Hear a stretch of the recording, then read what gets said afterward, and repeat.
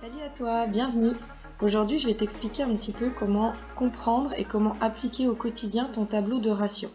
Ce tableau-là n'est pas le tien. Tu verras, dans le tien, tu auras des valeurs différentes puisque chaque programme est établi de manière personnalisée en fonction de l'individu. Tu vas avoir dans ce tableau-là les différents groupes d'aliments. Les laitages, les viandes, les œufs, poissons, les féculents, tout ce qui est matière grasse et les sucres. Donc dans la deuxième colonne, tu vas avoir les quantités qui sont conseillées par jour. Donc ça, c'est vraiment le maximum que tu peux consommer par jour. Les trois colonnes suivantes sont à titre informatif. Ce sont simplement les contenances de chaque aliment. Par exemple, dans 60 g de lait, ici, on a 2,1 g de protéines, 0,9 g de lipides et 3 g de glucides. Quand les colonnes sont grisées, c'est tout simplement que l'aliment ne contient pas soit de lipides, soit de protéines, soit de glucides. Ces trois colonnes-là, je vais les griser pour l'instant puisque c'est vraiment à titre informatif. Ce n'est pas celles-ci qui vont nous intéresser. Celles qui vont t'intéresser, c'est vraiment cette partie-là et l'exemple de répartition que je t'ai mis ici. Et c'est là où c'est important d'expliquer. Par exemple, dans le cadre de cette cliente, on a une quantité de lait par jour à ne pas dépasser de 60 g. Pourquoi c'est si faible? C'est tout simplement puisque, comme je te le disais, chaque programme est personnalisé. Et l'exemple de cette cliente-là, elle ne consomme pas ou peu de lait. Elle n'aime pas vraiment ça.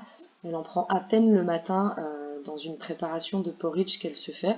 Donc voilà pourquoi on n'a pas mis beaucoup de lait. Quelqu'un qui va adorer le lait ou à l'inverse, quelqu'un qui va adorer la viande, on va évidemment adapter les quantités en fonction de chaque régime alimentaire.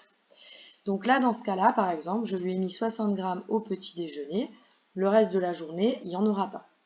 Mais si par exemple ce matin-là, elle préfère prendre un petit-déj autre que son porridge habituel, on peut tout à fait prendre les 60 g de lait par exemple à la collation. Elle ne se fera pas son porridge le matin, mais elle le fera à la collation. C'est pour ça que les quantités que je t'ai mis ici, il ne faut pas t'y plier à la lettre. C'est vraiment un exemple et un conseil de répartition sur la journée. Pour ton information, une tasse de lait, c'est égal à peu près à 230 g en poids. Donc c'est vraiment pour te situer. Si tu prends un bol de lait, tu vas être plutôt dans les 300-320 g de lait. Ensuite, tu as des exemples par ici. On va prendre, voilà, pour les légumes frais par exemple. Donc elle peut consommer, cette dame, 450 g par jour. Donc en général, il est rare de consommer au petit déjeuner des légumes, mais si c'est ton choix, pas de problème. On peut les répartir ici. Là, on a mis 250 g au déjeuner.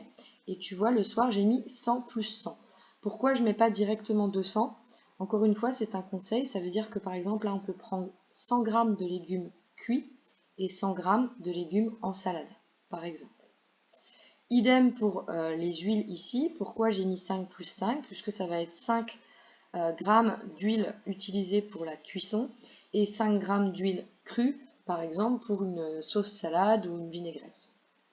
Je t'ai mis également ici des petits basiques de portions pour que tu saches. Donc un yaourt, c'est environ 125 g. Une portion de fromage, c'est à peu près 30-40 g. Une portion de viande, c'est à peu près 125 à 180 g. Un morceau de pain, c'est environ 30 g. Et pour les aliments, pour les féculents, pense à bien faire ta pesée des féculents crus et non pas cuits. Donc les quantités qu'on a là, par exemple ici on a 200 g, c'est vraiment 200 g par exemple de pâtes ou de riz cru. Ok. Ensuite on a également le chocolat, par exemple une barre de chocolat en tablette, c'est 20 g.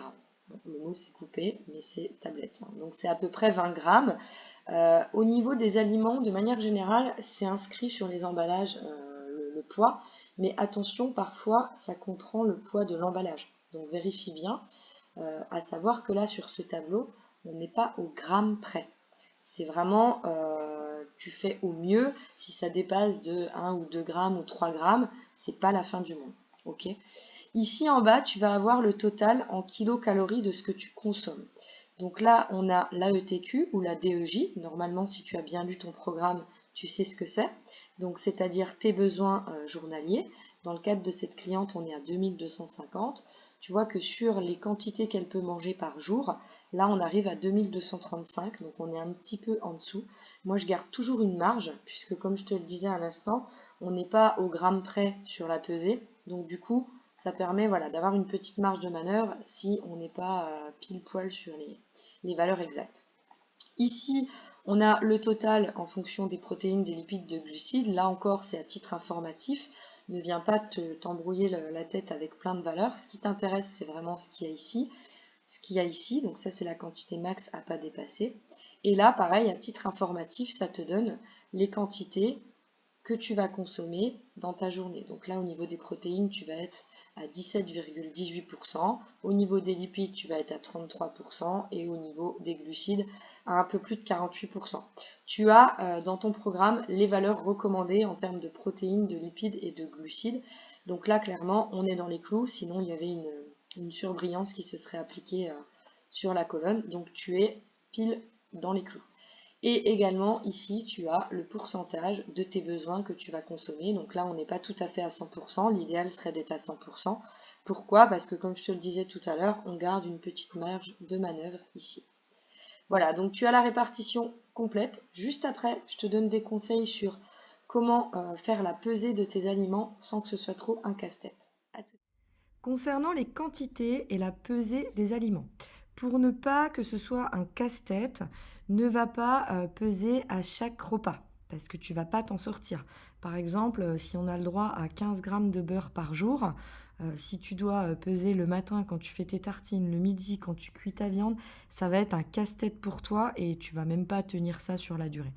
Prends plutôt tes quantités vraiment à la journée. Par exemple, pour reprendre l'exemple du beurre, 15 grammes de beurre, tu les prends, tu les mets dans un petit récipient. Là, ici, tu as 15 grammes de beurre. Et tu sais que c'est ce que tu peux utiliser dans ta journée. Donc après, peu importe ce que tu utilises le matin, le midi ou le soir, tant que tu ne prends pas plus que ce qu'il y a là-dedans, il n'y a aucun problème et tu n'as pas besoin de repeser à chaque repas. Idem par exemple pour la confiture. Dans le cas précédent, on était à 20 grammes de confiture. 20 grammes, c'est ça. Enfin, petit conseil concernant tes assiettes, n'hésite pas à prendre des assiettes pas trop grandes. Plus ton assiette paraîtra chargée, plus ton cerveau va se dire j'ai assez mangé. Si tu prends une assiette trop grande et qu'il y a quasiment rien dedans, ton cerveau va se dire oula, j'ai pas assez mangé et tu risques d'avoir encore des sensations de faim. Voilà, tu as tous les éléments pour réussir. Ne t'inquiète pas sur les quantités. Au fur et à mesure, tu vas prendre l'habitude. Tu sauras quel est le poids d'un steak. Tu sauras ce que représente 100 grammes de pâtes. N'hésite pas à utiliser toujours les mêmes contenants. Tu vois, par exemple, à l'avenir, tu n'auras même plus besoin de peser. Tu sais que ça, c'est 15 grammes de beurre. Sur ton récipient que tu vas utiliser pour peser tes pâtes, tu sauras qu'à chaque fois que tu le remplis, c'est 100 grammes de pâtes. Donc tu verras, ça va être un petit peu pénible au début, mais petit à petit, tu vas vraiment t'habituer et tu auras quasiment plus besoin de peser tes aliments. Allez, bon courage et à bientôt.